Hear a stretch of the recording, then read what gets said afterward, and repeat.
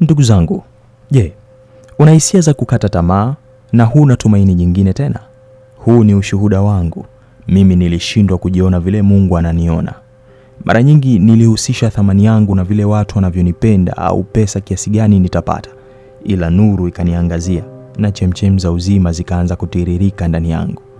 Mwanzo 1:2, nayo nchi ilikuwa ukiwa tena utupu, nalo giza lilikuwa juu ya vilindi vya maji. Roho ya Bwana ikatulia juu ya uso wa maji. Mungu akasema iwe nuru, ikawa nuru. Sisi tayari ni watu wa nuru. Huenda haujioni hivyo sasa, lakini umeumbwa kwa nuru.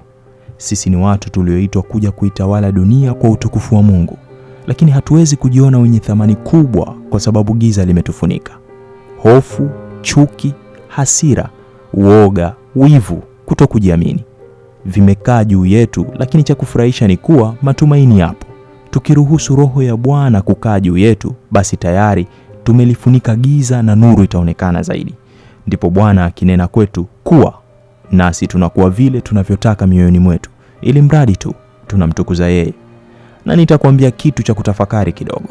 Watu wengi wanaogopa vilindi vyao, lakini Mungu mara nyingi hufanya kazi ndani ya vilindi hivyo hivyo. Na nitakuacha na swali leo. Ukitafakari hili na Mungu atakusaidia kupata majibu, nawe utakuwa na pa kuanzia. Unahisi vilindi vyako binafsi ni nini kwa sasa? Ni hisia, ndoto zako, hofu zako au kusudi lako ambalo bado linajificha?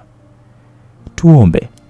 Mungu, nuru yako iwe juu yangu, iwe mwanga ndani ya giza langu, iwe nguvu ya kuondoa hofu, hasira na mashaka ya moyo wangu. Amen.